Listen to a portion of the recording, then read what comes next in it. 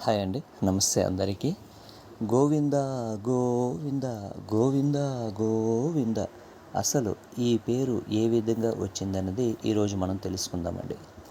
పూర్వము స్వామివారు మారు వేషంలోని గోవులు కాచే యజమాని దగ్గరికి వచ్చి నాకు ఒక గోవు కావాలి అని అడుగుతారు. అప్పుడు ఆ గోవులు కాచే యజమాని, అయ్యా, సతీ సమేతంగా వస్తేనే మేము గోవునిస్తాము అని అంటారు. అప్పుడు స్వామివారు వెనుదిరిగి వెళ్ళిపోతారు. మరుసటి రోజు స్వామివారు సతీ సమేతంగా గోవులు కాచే యజమాని దగ్గరికి వస్తారు. ఆ సమయంలో ఆ యొక్క యజమాని అక్కడ ఉండరు, అతని యొక్క సహాయకుడు అక్కడ ఉంటారు. అప్పుడు అతను ఆ సహాయకుడు ఈ విధంగా చెప్తాడు, అయ్యా, క్షమించండి నన్ను, మా యజమాని వీటి గురించి ఏది నాకు చెప్పలేదు కాబట్టి నేను గోవుని మీకు ఇవ్వలేను అని అంటారు. అప్పుడు స్వామివారు వెనుదిరిగి వెళ్ళిపోతారు.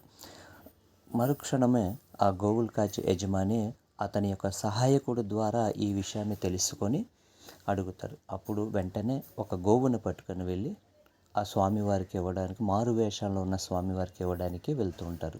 మార్గ మధ్యలో స్వామివారు కనిపిస్తారు. కానీ ఆ స్వామివారి పేరు ఈ గోవు కాచే అతనికి తెలియదు. వెంటనే ఆ గోవులు కాచే అతను గోవు ఇంద, గోవు ఇంద, గోవు ఇంద అని పిలుస్తూ ఉంటారు. స్వామివారు వినినా సరే అలా పయనమవుతూ ఉంటారు. గోవు ఇంద, మరల గోవు వింద, గోవు ఇంద, కాలక్రమేణా ఈ యొక్క పేరు గోవు ఇంద గోవింద గోవింద గోవింద గోవిందగా స్థిరపడినది. స్వామివారికి ఈ విధంగా మనం పిలుచుకోవడం జరుగుతుందన్నమాట. గోవింద గోవింద ఆపదల మొక్కుడు వాడ, అనాథ రక్షక, అఖిలాండ కోటి బ్రహ్మాండ నాయక, గోవింద గోవింద.